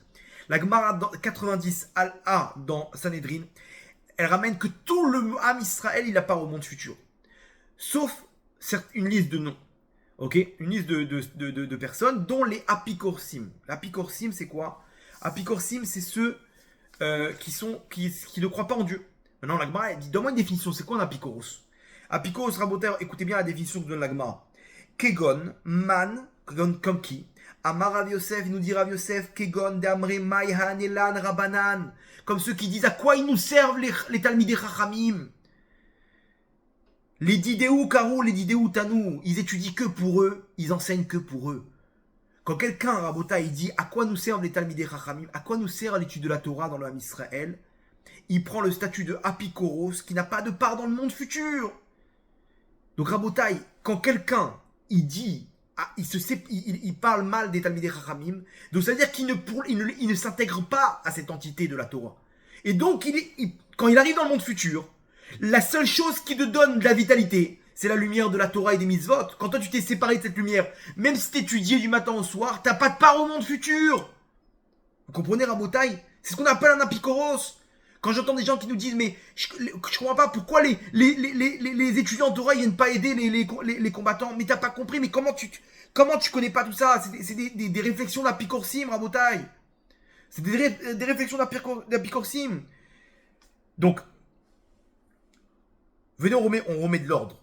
Et surtout qu'on ne met pas en danger nos soldats. Je vous en supplie, Rabotai, mettez en ordre. Toi, tu ressens le besoin de défendre le Ham Israël par la force. C'est parce que tu es venu sur terre pour ça. Toi, tu ressens le besoin de servir Hachem par la tfila et par la Torah. Tu es venu sur terre pour ça. Toi, tu ressens le besoin de prier pour le Ham Israël. Ben, rentre à l'armée, qu'est-ce que tu fais, toi? Pourquoi toi, tu rentres pas à l'armée? Non, qu'est-ce que tu veux? Toi, tu es venu pour prier. Toi, tu es venu pour aider. Toi, tu es venu pour faire du chesed. Chacun selon ce rôle sur terre. Quand on a compris ça, on fait venir le Mashiach. Pourquoi? Parce que c'est comme ça que la lumière du Tikkun, elle se matérialise. Quand on est tous à notre place. Par contre, vont venir les forces du mal et vont nous détruire toute cette lumière. Comment? En nous disant que tout le monde doit rentrer à l'armée. Tout le monde doit être la même lumière. Tout le monde doit être Rabat, tout le monde doit être Breslev, tout le monde doit être étudiant en Torah. Tout le monde doit être... Qu'est-ce que tu racontes là? Il n'y a pas tout le monde. Respecte qui tu es en face de toi. Respecte qu'il y a d'autres Neshamot dans le Ham Israël. C'est comme ça que le Ham Israël il est. Non, on a redestiné le Ham Israël aujourd'hui. On a nouvelle Torah. Mais qui tu es pour donner une définition de ce que doit être le Ham Israël aujourd'hui? Non, parce que je vois aujourd'hui, il manque des soldats. Tu vois pas la situation? Alors, Rabotai, comprenez bien une chose. Aujourd'hui, les soldats, ils témoignent de miracles. Vous ne vous rendez pas compte des miracles qu'il y a aujourd'hui. Au sud du Liban, ils racontent comment tous ces soldats de la force Radouane, ils sont partis en courant. Et ils ont découvert dans les tunnels ce qu'ils auraient dû faire le Hezbollah le 7 octobre. Rabotai, des tunnels de 800-900 mètres de long, où des jeeps et des motos, ils peuvent se déplacer et amener des milliers de soldats en quelques minutes. Maintenant, les tunnels, ils amènent à des maisons dans chaque village. Ces maisons-là, elles ont des positions en hauteur exprès. Là-bas, il y a des positions où sont préparés des missiles anti-tanks. Des positions, imaginez-vous, de là où ils sont, ils voient 3 tanks arriver, ils envoient 3 missiles Cornet. Des missiles Cornet, c'est des missiles anti-tanks qui tuent chaque personne qui est à l'intérieur du tank. Vous entendez? Ils ont trouvé des milliers de missiles à tel point qu'ils vont mettre en place une unité de l'armée qui va utiliser ces missiles qu'ils ont trouvés. C'est un trésor, vous vous rendez pas compte, Rabotai, des milliers de missiles qui auraient dû abattre des centaines, voire des milliers de soldats. S'ils étaient rentrés en Israël le 7 octobre, j'aurais pas été présent en train de vous parler aujourd'hui. Parce que c'est pas 6 000, c'est 20 000 combattants. Alors imaginez-vous combien de mal on a eu le 7 octobre à repousser le Hamas. Imaginez-vous s'il y avait eu 10 fois plus dans le nord. Mais ça aurait été un débordement de foule. Derrière, en Jordanie, ils auraient débordé. Les Arabes en Judée, Samarie, à l'intérieur d'Israël. Chacun il aurait pris un couteau, c'est terminé. Tu vas faire quoi? Tu vas tirer une bombe nucléaire? Ils sont à l'intérieur, c'est terminé, Rabotai. Et donc après l'Égypte, ils seraient mêlés. La Jordanie, l'Iran, ils auraient tiré des bombes, des machins. Ça aurait été terminé, Rabotai. Israël aurait été terminé. On ne se rend pas compte du miracle qu'Hachem il a fait. Les soldats, ils arrivent au sud Liban, ils se rendent compte des miracles. Ils disent, mais Regarde tout ce qu'on aurait dû prendre dans la tête. Regarde tout ce qu'on aurait dû prendre dans la tête. Des chambres prêtes pour récupérer des otages par centaines. Des chambres avec de la nourriture pour des vivres pour des années et des années. C'est pas des miracles, ça, Rabotai? C'est pas des miracles? Donc nous, qu'est-ce qu'on dit? Mais non, mais il nous faut plus de soldats. Mais t'as pas compris que plus de soldats... La Torah, on n'aurait pas eu la protection de la Torah. On n'aurait pas eu la protection de la Torah. Il faut savoir une chose, Rabotai. La guerre, elle vient à cause des fautes. Malheureusement, aujourd'hui, le Ham Israël, on a une génération de dépravés. Et on sait ce qui se passe, la Gay Pride en Israël. On sait ce qui se passe, les jeunes aujourd'hui en Israël, c'est une catastrophe, tous ces réseaux sociaux. En 2 clics, on peut se retrouver au pire des Gehinam. Vous savez que les bases de l'armée aujourd'hui, c'est là où il y a le taux d'avortement le plus élevé en Israël. Okay, dont une base de l'armée de l'air dans le sud d'Israël, là-bas, le taux d'avortement est le plus élevé en Israël. Imaginez-vous là-bas, c'est Sodome. Et la Torah nous dit si vous allez dans mes préceptes, Venatati Shalom Baretz, je mettrai la paix dans la terre. C'est-à-dire la guerre, elle vient à cause de quoi? Et là-bas, il y a une liste de catastrophes, Rabotai, que je préfère pas vous citer. Donc, les fautes, elles viennent à cause... la guerre, elle vient à cause de quoi? À cause des fautes. À cause des fautes. C'est pas parce qu'il nous manque des soldats, Rabotai. Rabbi Yochanan ben Zakkai, il a dit à Aspasianus, il lui a dit à l'empereur romain, il lui a dit s'il y avait encore un comme Rabbi Tzadok. Rabbi Tzadok, c'était quelqu'un qui étudiait, qui priait, qui jeûnait du matin au soir. S'il y en avait encore un deuxième comme ça, ton armée n'aurait rien pu contre l'âme Israël. Malheureusement, on a fauté. Et lui, Rabbi Tzadok, il tenait avec sa Torah, il protégeait l'âme Israël. Rabbi Yochanan ben Zakkai dit s'il y en avait un deuxième comme Rabbi Tzadok, t'aurais pas pu toucher à un seul cheveu du âme Israël. Rabotai, aujourd'hui nos ennemis trouvent leur force à cause de nos fautes. Qui protège l'âme Israël? Qui protège l'âme Israël? La Torah. Ani Choma Veshadai Kamigdalot. Mais alors pire, non seulement on n'a pas la connaissance de ça, mais en plus on humilie ceux qui nous protègent. Regardez la Gemara dans Psachim, elle nous dit, qu'est-ce qu'elle nous dit? La Gemara dans Baba Batra Chet Amud Aleph, elle nous dit Dama Rabbi, en poranut bala olam et la bishvil amearetz. Tous les malheurs, ils viennent à cause de ceux qui ne connaissent pas la Torah, qui font des fautes. Amearetz, ceux qui font des fautes. Regardez ce que nous dit la Gemara dans Psachim. Psachim, même tête à Moudbet, 49b. Gdola sina shesonim amearetz les talmid chacham yoter misina shesonim ovde kochavim et Israël. Elle est encore plus grande la haine que détestent les Améharetz, c'est-à-dire les Améharetz, c'est ceux qui ne connaissent pas la Torah. Elle est encore plus grande, cette haine qu'ils ont envers les Talmidei Chachamim, les étudiants en Torah. Elle est encore plus grande que la haine que les peuples du monde ont envers le Ham Israël. Vous entendez? Tout l'antisémitisme qu'il y a dans le monde, la haine qui découle de l'antisémitisme, ok, la haine que détestent les Améharetz, les Talmidei Chachamim, à l'intérieur, dans notre peuple, Rabotai, elle est encore plus grande. Rabbi Akiva lui-même, il témoigne, il dit que Shaiti Amaretz, quand j'étais un Amaretz, que je ne connaissais pas la Torah, à Marty, je disais, Mi ten li talmid chacham, v'ashreno kachamor. Donnez-moi un talmid chacham et je le mordrai comme un âne. Tellement qu'il détestait les talmidei chachamim. Les forces du mal, Rabotai, ils veulent nous faire détester et humilier. Mais non, c'est le comble, c'est eux qui te protègent. Et nous, on est là en train de dire à quoi il nous sert. Rabotai, vous vous rendez compte du mal qu'on amène dans le Ham Israël? Alors, bien sûr, il faut se battre. Mais à quoi ça sert de rajouter encore d'annuler la Torah en Israël alors que celle qui te protège? Celle qui te protège. En Malasot, il y a des fautes, on est obligé de subir tout ça. On est obligé de subir cette guerre. Vous croyez quoi? Pourquoi Israël ils sont en guerre jusqu'à maintenant? Qui met dans la tête de ces terroristes de ne pas désespérer et ils se battent sans s'interrompre? Vous croyez quoi? Qu'ils vont sortir de Gaza, ça va être la paix? Ils vont tout reconstruire à zéro. Vous croyez qu'ils vont sortir du Sud-Liban, ils vont s'arrêter? Ils vont tout reconstruire à zéro. Ils vont leur détruire et ils vont tout reconstruire. Ils vont leur détruire et ils vont tout reconstruire. Mais jusqu'à quand, Rabotai? Jusqu'à temps qu'on fasse tchouva? Rabotai, Israël, en 2007 je crois, ils ont bombardé la centrale en Syrie. Ehud Olmert, quand il a découvert ça, il a annoncé aux Américains, il a dit voilà ce qui se passe, il y a une centrale nucléaire, les Syriens, ils sont en train de construire une bombe nucléaire sous notre nez. On va bombarder. Est-ce que vous voulez vous occuper de ça ou pas? Les Américains, ils ont interdit à Israël d'attaquer. Il dit non, pas du tout, non seulement on va pas s'occuper de ça, mais en plus, vous n'avez pas le droit d'attaquer, on va utiliser d'abord la diplomatie. On va faire pression et ils vont démanteler leur centrale nucléaire. Ehud Olmert, il a dit, à l'époque c'était Obama, il a dit écoute bien, moi j'ai la responsabilité de mon peuple entre les mains, tu veux pas attaquer, tu m'empêcheras pas d'attaquer. J'attaquerai. Obama il s'est retiré et un matin on s'est réveillé et Israël ils ont rasé complètement la centrale nucléaire que la Syrie était en train de construire. Est-ce que vous savez ça fait depuis combien de temps qu'Israël veut bombarder l'Iran, les centrales nucléaires en Iran? Ça fait plus de 25 ans. 25 ans qu'Israël est prêt à bombarder et a les moyens de bombarder les centrales nucléaires en Iran.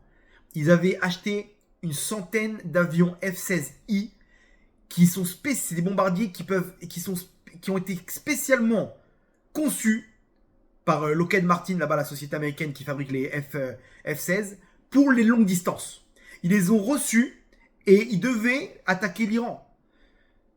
Les États-Unis ont interdit à Israël d'attaquer. Non, on va faire des résolutions. On va d'abord avec l'ONU. Après, on va faire un accord que Trump a déchiré quelques années plus tard. Rabotaï, à quoi ça sert? À quoi ça sert jusqu'à aujourd'hui de donner des armes à Israël pour se défendre contre le Hamas, contre le Hezbollah, contre les Houthis, contre l'Iran? Si on avait bombardé il y a 25 ans, il n'y aurait pas eu tout ça. Il n'y aurait pas eu ces milliers de morts, il n'y aurait pas eu le 7 octobre à Botaï. Parce que toutes ces armes, elles sont venues à cause de l'Iran. Si Israël, il y a 25 ans, ils n'auraient pas écouté les États-Unis, comme ils ont fait pour la Syrie, et qu'ils auraient bombardé l'Iran, on n'aurait pas été là aujourd'hui, on n'aurait pas perdu des milliers de morts à Botaï. Parce que qui a fourni les armes à tous ces terroristes? C'est l'Iran. D'où ils ont eu tous ces moyens? Avec leur puits de pétrole. On aurait bombardé, on aurait liquidé leur économie, on aurait renversé le régime des ayatollahs, ça aurait été terminé, il n'y aurait pas eu ni Hamas, il n'y aurait pas eu toutes ces confrontations avec le Hamas, il n'y aurait pas eu ni djihad islamique, ni Yémen, ni Houthi du Yémen, ni Hezbollah, il n'y aurait pas eu la deuxième guerre du Liban. Mais on dépend des Américains qui nous donnent les armes pour se défendre. Mais il y a Bourras, t'as pas compris que si on n'avait pas écouté tout ça, pourquoi Hachem il a mis dans la tête aux Américains de nous enlever tout ça? Pourquoi il nous a pas donné la force d'attaquer? Parce que malheureusement c'est nos fautes. Donc on doit, alors Baruch Hashem, Hashem il est Rahman, il nous donne des technologies, d'hommes de fer, maintenant Magen Or avec des rayons laser, Retz, qui interceptent les missiles balistiques iraniens dans l'atmosphère. Mais Raboté, on n'aurait pas eu besoin de tout ça. Imaginez-vous, on aurait été où aujourd'hui sans les guerres? Donc malheureusement, il y a des avérotes. Malheureusement, il y a des avérotes. Mais le comble, c'est que c'est que la Torah qui nous protège, on la dénigre. On la dénigre. Donc, vous comprenez l'histoire? C'est ça ce qui est en train de se passer actuellement à Botaï. C'est exactement ça ce qui est en train de se passer. On est en train de plonger dans ce que fait aujourd'hui les Anshes d'hommes des temps modernes, ces hommes de gauche qui veulent nous séparer pour arrêter pour stopper, pour neutraliser la venue du Mashiach. Donc non seulement nous, on est en train de plonger dedans, mais en plus on a la haine contre les Talmidei Chachamim. La haine des parasites qui font rien, qui sont en train de chauffer les bancs. À quoi il nous sert votre Torah? Vous servez à rien, venez vous battre avec nous. T'as pas compris qu'il te protège? Ça sert à quoi de rajouter des soldats? Ça sert à quoi de rajouter des soldats si Hachem a décrété qu'il y a la guerre? Au contraire, c'est eux qui font en sorte d'adoucir la guerre, de protéger, comme on a ramené selon toutes les sources, Rabotaï. Et maintenant vous allez comprendre qu'est-ce qui s'est passé la même semaine en Hollande. En Hollande, un pogrom contre des juifs. Chose qu'on n'a pas vue depuis la Seconde Guerre mondiale. Un pogrom comme ça, un mini pogrom, un mini 7 octobre. Attends, deux secondes. Il y a deux questions. J'ai deux questions. Pourquoi on n'a jamais vu ça jusqu'à maintenant? Ok, on sait ce qui se passe en France. On sait ce qui se passe en Europe. Ok, l'islam, il occupe toute l'Europe. On sait ce qui se passe, qui se disent là-bas dans les mosquées contre les juifs, contre Israël. D'accord. Il y a eu des matchs avec Israël, il y a eu toute cette année, depuis le 7 octobre. Pourquoi maintenant? Très bien. À Londres, la rue où se trouve le palais de Buckingham, elle est remplie de mosquées, Rabotaï, remplie d'islamistes. Remplie d'islamistes. On sait ce qui se passe en Europe. L'Europe est islamiste.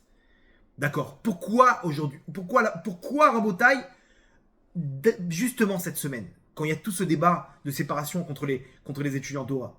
Deuxième question, pourquoi en Hollande? En Hollande, vous savez que les Pays-Bas, la Hollande, c'est un pays qui est pro-israélien. C'est-à-dire que les derniers en Europe où on aurait dû voir ça, c'est en Hollande. Quand il y a eu l'embargo contre Israël à la guerre de Kippour, tous les Hollandais, en signe de, de fraternité avec Israël, ils se sont tous déplacés en vélo. Pour montrer, nous aussi, on ne veut pas utiliser le pétrole, on ne veut pas utiliser l'essence comme les Israéliens ils ont mis un embargo. Tout le temps, on voit là-bas dans les matchs de foot, on voit des drapeaux israéliens. En Hollande, ça s'est passé. Pourquoi Rabotai? Justement, Akadosh Baruch Hu, ils vont dire non, là c'est moi qui frappe. Là, je vais vous montrer que comme vous avez de la haine en terre sainte, alors, contre les Talmidei Chachamim, ok, rappelez-vous la Gemara dans Psachim, ce qu'elle dit.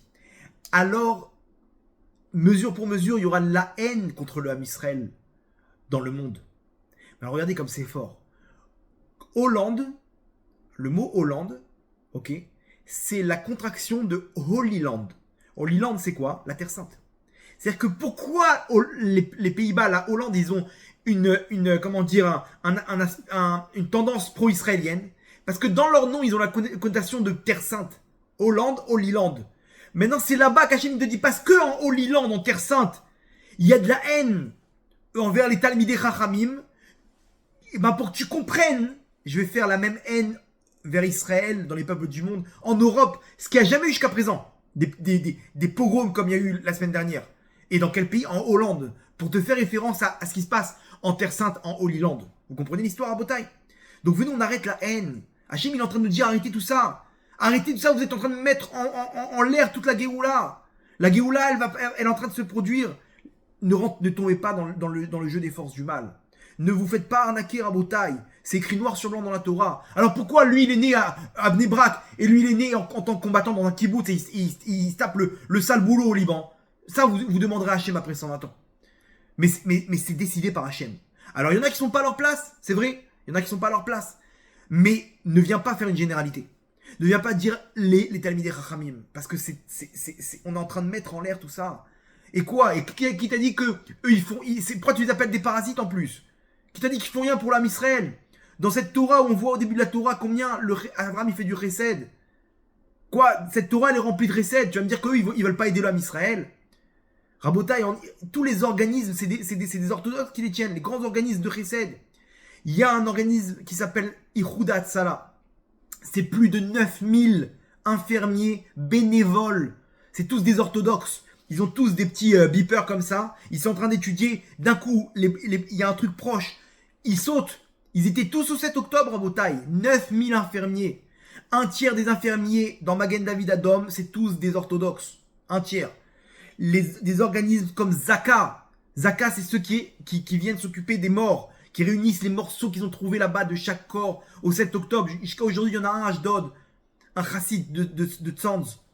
Jusqu'à aujourd'hui, il me racontait qu'il est complètement traumatisé de ce qu'il a vu là-bas dans le 7 octobre. Lui et tous les hommes qui étaient avec lui, bénévoles Rabotai, ils n'arrivent plus à dormir les nuits. Ils sont tous avec des psychologues du matin au soir. Gratuitement, qui les a obligés à faire du chesed comme ça, de s'occuper des morts. Tous Rabotai, Zaka, Ezra Veshulamit, Yad Sarah. Vous savez c'est quoi Yad Sarah, Rabotai? C'est un organisme de bénévoles qui s'occupe de donner des chaises roulantes à ceux qui... Maintenant, le mec, il doit avoir des béquilles, des chaises roulantes. Tu vas pas acheter une chaise roulante? C'est combien ça coûte? Alors on te la donne. Eux, ils ont acheté le matériel. Il y a des bénévoles qui sont là. Tu viens, tu la prends pendant 1 mois, 2 mois, 3 mois, ta chaise roulante. Chas de Naomi, Yad Leachim, qui vont chercher les femmes qui sont coincées là-bas dans les villages arabes. Le Rav Vauber, il a monté un organisme de dons de reins. Toi, tu donnes des reins, tu viens, qui que tu sois. Rabotai, tous ceux qui donnent leurs reins là-bas, c'est tous des orthodoxes. Tous des orthodoxes. Et tu dis, nous, il y en a qui ont de l'argent pour donner. Il y a encore une plus grande mitzvah de donner la vie à une personne. Hachem, il a créé 2 reins. On n'en a besoin que d'un seul.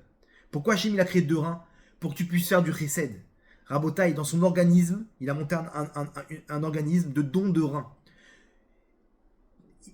C'est que le monde orthodoxe. C'est dans le monde orthodoxe, Rabotaï, des centaines, voire des milliers qui ont donné leur rein. Qui reçoit leur rein? Tout le Ham Israël. Orthodoxe ou pas orthodoxe, soldat ou pas soldat.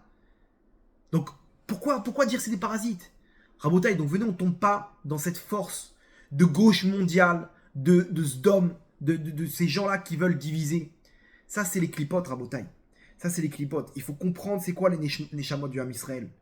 Ham Israël, le Mashiach, il vient quand tout le monde est à sa place, quand la lumière du Tikkun, elle vient quand cette lumière, elle se divise, où chacun, on est à sa place. Donc, quand on entend tout ça, Rabotaï, non seulement il faut rien dire, mais en plus il faut dénoncer. Il faut dénoncer l'humiliation des Talmidei Chachamim. Rabotaï, il faut dénoncer. Rabbi Lazare, le fils de Rabbi Shimon Bar Yochai, avant de mourir, il a dit à sa femme, tu m'enterres pas. Tu me laisses dans le grenier. Tu me laisses dans le grenier et je viendrai te voir en rêve, je te dirai quand est-ce que tu m'enterras. Et elle est montée tous les jours, le voir. Et un jour, elle est montée, elle voit de son oreille sortir un verre. On parle des mois plus tard. Elle voit un verre. Elle est choquée, elle dit quoi? Mon mari, son corps, aussi pur que ça, il est touché par des vers. C'est-à-dire qu'il y a une faute quelque part dans son corps, dans sa neshama. Le soir même, son mari vient la voir en rêve et dit c'est bon, tu peux m'enterrer maintenant. Ce que tu as vu, le vers, c'est quoi? C'est la punition que j'ai eue, que j'ai entendue. L'humiliation de Talmidei Chachamim, mais j'ai rien dit. Donc Rabotaï, aujourd'hui, si vous voulez défendre la Torah, défendre Hachem, lorsqu'on dit du mal sur les Talmidei Chachamim, on doit se battre pour nos soldats, on doit prier et faire tout pour aider nos soldats courageux. Mais quand vous entendez l'humiliation des Talmidei Chachamim, Rabotaï, il faut se lever et taper du poing sur la table. Ce Lashon Hara là, il doit pas circuler dans le Ham Israël. C'est une catastrophe, ça détruit le Ham Israël. Zéa Or chez la Kilkul, Zéa Shvirat Akelim, Rabotaï. Nous, le Or Atikoun, c'est de se séparer du mal. C'est de là-bas, c'est pour ça que là-bas, tout le monde ressent que c'est là-bas que naît le Mashiach ben David. La lumière du Mashiach, elle naît là-bas, et c'est pour ça que c'est ça l'armée du Mashiach, Rabotaï. L'armée du Mashiach, c'est ces soldats qui viennent mettre le scratch du Mashiach, et qui disent, nous, on veut se battre, et on veut qu'ils étudient pour nous. C'est eux qui ont raison. C'est ces soldats qui ont raison. Et eux, ils n'ont rien à craindre, Rabotaï. Ils n'ont rien à craindre. Vous comprenez? Donc, Rabotaï, aujourd'hui, il nous manque de la haine dans le monde pour qu'on rajoute déjà à l'intérieur de nous. Il nous manque de la protection. On est déjà en pleine guerre. Venez, on ne tombe pas dans le piège. Aujourd'hui, vous avez compris, noir sur blanc, la définition de la Torah. Ok? On ne vient pas mettre sur un piédestal quelqu'un, les étudiants en Torah, plus que quelqu'un d'autre. On est tous sur la même entité qui est Ham Israël. Cette lumière du Ham Israël. Je vous en supplie, Rabotaï. On a assez de problèmes comme ça. On a assez de haine dans le monde pour qu'on rajoute de la haine. Et qu'on fasse sauter la protection du Ham Israël. Ham Israël, il a besoin de nos prières, mais il a besoin de notre protection, il a besoin de notre Torah. On a besoin de nos soldats. Donc venez, pas d'amalgame, Rabotaï. Chacun à sa place. Il y a des Neshamot qui sont venus pour ça. C'est vrai, c'est injuste. Mais d'où ça vient, cette injustice? Est-ce que ce débat, il vient des habitants de Sdom, là, des temps modernes? Parce que si ça vient d'eux, c'est normal. Eux, ils veulent mettre en l'air la Géoula. Ils veulent mettre en l'air la Géoula. Ils veulent détruire le Ham Israël. Ces générations-là, on les connaît, Rabotaï. C'est le Erev Rav, on est là. Donc toi, choisis, est-ce que tu veux faire partie de l'armée du Mashiach? Chacun par rapport à son tikkun sur terre. Ou tu veux faire partie de quoi? De l'armée du Erev Rav. C'est aujourd'hui ce qui se passe. Ne vous laissez pas embrouiller parce que les médias vous montrent, Rabotaï, je vous en supplie. Pas de la shonara. Si vous êtes fait emporter, on fait tchouva, on repart de plus belle. Hachem, il aime qu'on défende le Ham Israël. Hachem, il aime qu'on juge bien le Ham Israël. Il n'y a pas d'erreur, chacun à sa place. Malheureusement, à la fin des temps, Yirechet Imasu. Ceux qui craignent la faute des étudiants en Torah, ils vont être répugnés. Mais vous, aujourd'hui, vous savez exactement le pourquoi du comment, ce qui se passe dans les mondes d'en haut. Ne tombez pas dans le piège, Rabotaï. Ne tombez pas dans le piège. Au contraire, encouragez la Torah. Encouragez les soldats d'Israël. Ça, c'est l'armée du Mashiach. L'armée du Mashiach, c'est le Ham Israël. Chacun à sa place. Il y a l'aviation, il y a les tanks, il y a les renseignements. Et il y a Tiferet, c'est les étudiants en Torah. On est tous la même entité. Lorsqu'on dit du mal d'une seule entité, vous savez à quoi on ressemble? La Torah nous dit on ressemble à la Chassida. La Chassida, c'est cet oiseau qui est impur. Maintenant, on l'appelle Chassid. Chassid, c'est quoi? C'est qu'il fait du chesed. Mais alors, s'il fait du chesed, pourquoi il est impur? Au contraire, il a une tendance spirituelle positive. S'il fait du chesed, il fait partie de cette lumière du tikkun. Nous disent nos sages, non, on l'appelle Chassida parce qu'il fait du chesed qu'avec ses proches. Donc il est impur. Quand tu fais du chesed qu'avec tes proches, que dans tes intérêts, c'est un chesed qui vient des forces du mal. Malheureusement, aujourd'hui, il y a beaucoup qui font partie de ces chassidas. Comment? Il y a que, on doit tous être alarmés. Même chez les orthodoxes, tout le monde doit étudier la Torah. Non, mon tzaddik, tout le monde ne doit pas étudier la Torah. Il y en a qui ne sont pas venus pour étudier la Torah. Il y en a qui sont venus pour se fighter. Il y en a qui est venu pour être un chassid et qui doit aller à Ouman, à Rosh Hashanah. Il y en a qui doit se rapprocher d'Hachem avec un Farabrigen, avec des Nigunim. Mais ne viens pas juger, ne viens pas dire ils ont rien compris, ces Breslev, ils ont rien compris, ces Rabbis, ils ont rien compris, ces religieux. Parce que si tu dis ça, tu te sépares de cette entité qui est l'âme Israël. Et là commence la Jvira Takelim Rabotai. C'est ce qu'on appelle la Chassida, c'est ça la Klippa. Donc venez, on tombe pas dans le piège. On tombe pas dans le piège. Anches d'hommes, ils veulent nous faire tomber. Mais au contraire, la force qui naît de tout ça, c'est Mashiach ben David. La force qui naît de Sodome, c'est descend de là les étincelles du Tikkun qui est le Mashiach ben David. Donc tout ce qui se passe aujourd'hui, toutes les divisions, c'est de là que la force contraire qui se passe, c'est quoi? C'est ces soldats qui mettent ce scratch et qui disent on est l'armée du Mashiach. Vous comprenez, Rabotai? Donc aujourd'hui, vous avez tout bien clair, ne tombez pas dans le piège. Au contraire, ensemble, on se réunit dans l'union, dans la haine gratuite.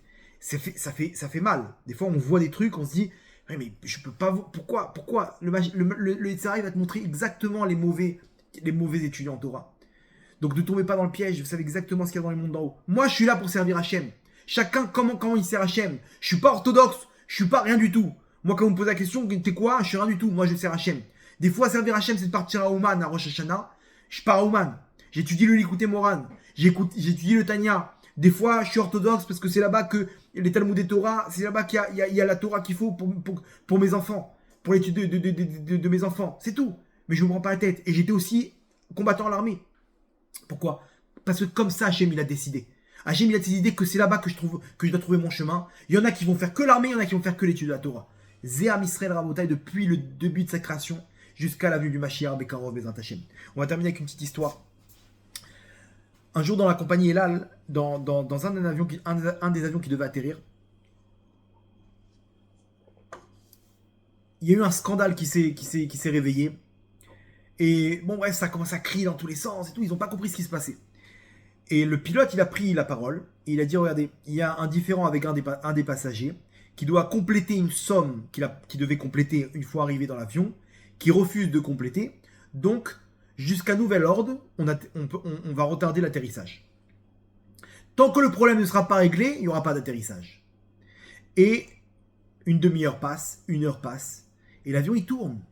Et le pilote, il est prêt à punir tout le monde. Il est entré dans un délire, le pilote. Maintenant, les gens, ils commencent à se révolter. Dites-moi, c'est quoi cette histoire? Tout le monde doit être puni à cause d'une personne? Bon, bref, jusqu'à que tout le monde commence à se lever. Qu'est-ce qu'il y a? Et ils essayent de voir c'est qui cette personne. Et d'un coup, ils voient une vieille femme qui est là et qui dit rien. Et tout le monde comprend que c'est elle. Je sais qu'il y a une femme qui vient la voir et dit, dites-moi, madame, c'est vous le problème? Pourquoi vous ne voulez pas payer? C'est quoi ça? Vous nous pénalisez? Et elle vient dire, non, j'ai rien fait, machin, etc. C'est pas moi. Et pourquoi vous truc? Et non, je leur ai dit en plus. Et ils devaient me faire gratuit. Et je devais pas payer. Bref, bon, les hôtesses de l'air, elles se sont mêlées. C'était la guerre à Bretagne. La guerre, les mecs, ils ont dit, non, tu vas payer, je te rends pas. Ils ont commencé à lever le ton. Et bon, grosse bagarre dans l'avion. Et là, il y en a un peu plus intelligent que les autres. Il se lève, il fait taire tout le monde. Il dit, messieurs, mesdames et messieurs, s'il vous plaît. 2 minutes, calmez-vous, tout le monde, c'est bon, chut, c'est bon, chéquette, ok. Il sort une enveloppe. Il dit, vous voyez cette enveloppe? Ok. Vous voyez, je sais pas si vous avez compris, mais là, on est en train de parler face à un mur. Ça sert à quoi? Rien du tout. On sait pas qui a raison.